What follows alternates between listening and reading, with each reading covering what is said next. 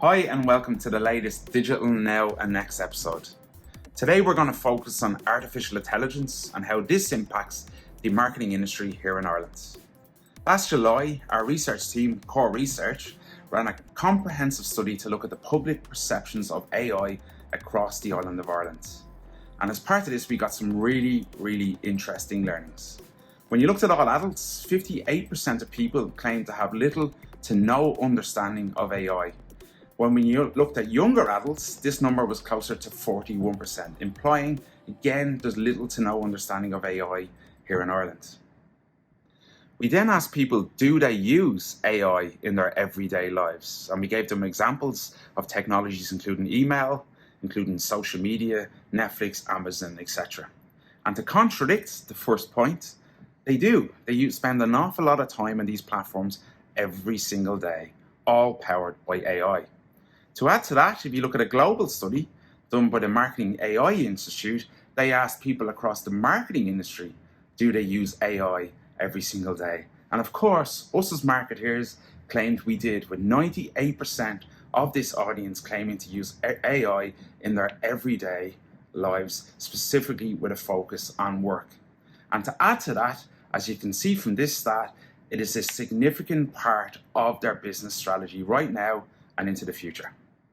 So why is there a lot of hype around AI in the media at the moment?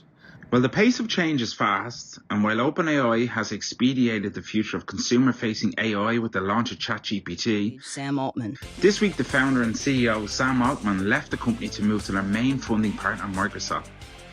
This future could really speed up integration with everything from Bing to Microsoft Office. We're thrilled that you're here, and this energy is awesome. To add to that, there's an awful lot of media coverage around legislation. You have the Irish government introducing some legislation around AI. You have the American government doing the exact same.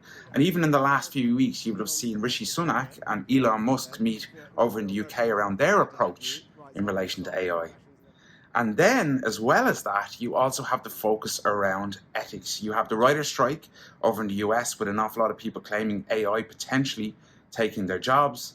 And you even have within our industry where Scarlett Johansson is actually suing an AI app because her image was used in an ad without her permission. At this point in time, it probably makes sense to take a step back and define exactly what we mean by AI. AI is a system that can perform tasks and analysis that would usually require human intelligence. Under that umbrella, we have a few more definitions. We have generative AI, which is the likes of ChatGPT, which can quickly generate new content based on a variety of inputs. We also have machine learning, which is algorithms that are trained on data and historical performance. The obvious everyday example being Spotify making a song recommendation based on your listening habits. Next, we're going to look at 5 ways that we can implement AI and practically use it in our marketing activity. The first thing is developing an AI policy. One of the biggest learnings we've had as a business is that this policy shouldn't restrict innovation, but control for any potential ethical or data issues.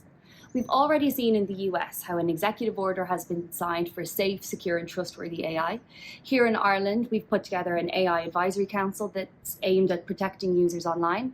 And within Core, we've developed an AI policy around our data responsibility and ethical use of the tools within our business, including no client information being uploaded into any tools, particularly into generative AI.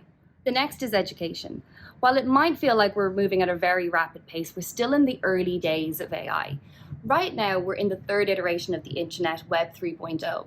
Initially, a lot of the conversation was around blockchain and the metaverse, but now the conversation has moved to AI and an impact on society.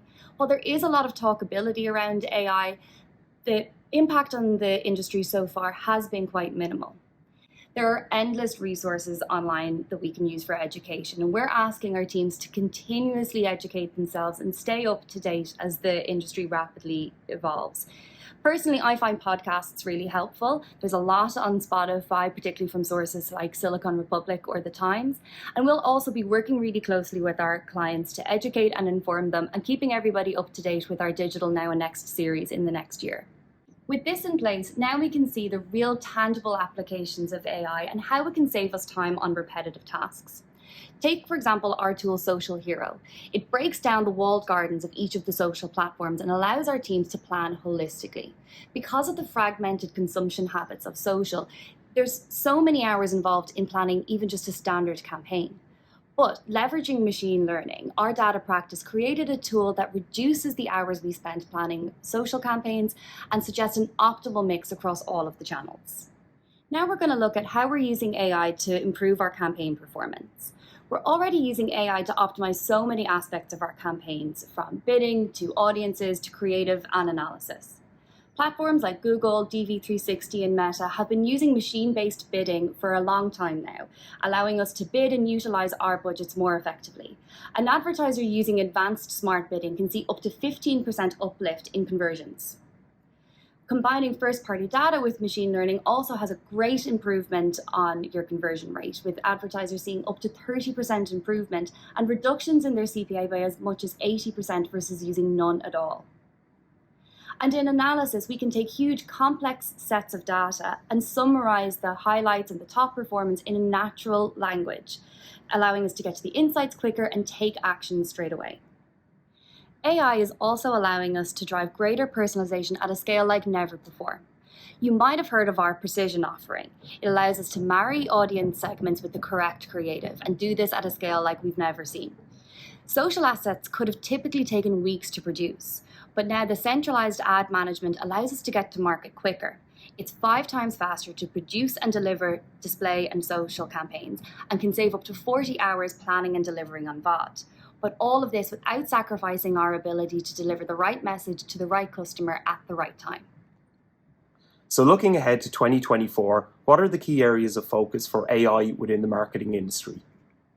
So we already know it can save time on repetitive tasks, it can drive higher conversion rates across your media activity, and it can lower media costs due to these optimizations, as well as helping to increase engagement. But what other considerations do we need to be aware of? The first watchout was presented in our previous episode on winning in social and is in relation to the blurring of the lines between social and search, as Google faces increased competition from discovery AI from other social platforms and increased generative AI from its competitors. Research tells us that 40% of Gen Z are using TikTok and Instagram for search instead of Google. But what does this mean in practice? So let's say, for example, that you're planning a holiday in Prague. Traditionally, you would have used Google Search to perform your research and go to a website such as Lonely Planet. However, these days, the vast majority of research is being done on TikTok and Instagram. To add to that, when you Google things to do in Prague, you are served with both paid and organic search ads. In the future, a chatbot will be able to provide with one unique response, again reducing your reliance on Google Search. How Google reacts to this is one to watch and will be based on changing user behavior. They're certainly not going to fail, but we're going to expect further disruption in the search industry over the coming years. The next big watchout is the spread of misinformation. We're all familiar with AI-generated photos, which are becoming easy to create with a wide range of AI tools. These fakes could disrupt mainstream media in the coming years, so ensuring your brand does not appear beside any misinformation is of utmost importance.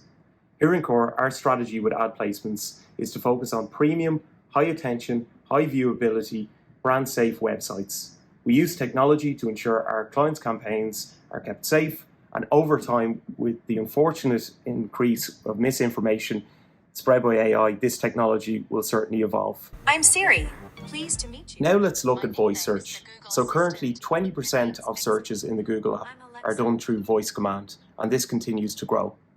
In the future, the power of voice search will go simply beyond reacting to consumers' specific requests and will evolve into the discovery space. So for example, a person walking down the street, walking by a clothes shop, may be delivered a voice prompt for a sale on a pair of jeans without even searching. You can see how extreme the technology is evolving with the launch of the Humane AI Pin, which is a screenless voice-powered wearable device that acts as a mobile AI assistant. The device is worn like a lapel pin, and users interact with it through voice commands and gestures. The device doesn't have a screen, but it can project text and images via laser onto a user's palm. So as you can see, there's much to experiment with AI in the future. We hope you got value from today's episode on artificial intelligence. Just to summarise, in the short term, the big focus should be around developing an approach, including a policy around AI, focusing heavily on education because we're very much in its infancy, a focus on saving time on repetitive tasks, and the guys will have demonstrated how we do that within Core. Optimize.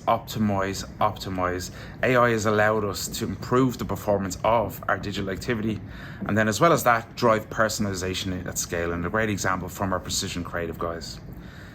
And then in the long term, it'll be interesting to see how social and search evolves and what Google does in this space to counteract discovery from the likes of your TikToks and your Instagrams, and to counteract the chatbots from the likes of your Bing or ChatGPT, which might appear across other platforms. How misinformation will be managed both by the governments and both by advertisers to ensure your brands appear in brand safe environments will be a big watch out. And then finally, the evolution of technology. As the guy said, we're very much in the infancy of AI. How that will evolve over the next few years will be a key watch out. And we look forward to bringing you updates around artificial intelligence in the new year as part of our Now and Next series. Thanks for watching.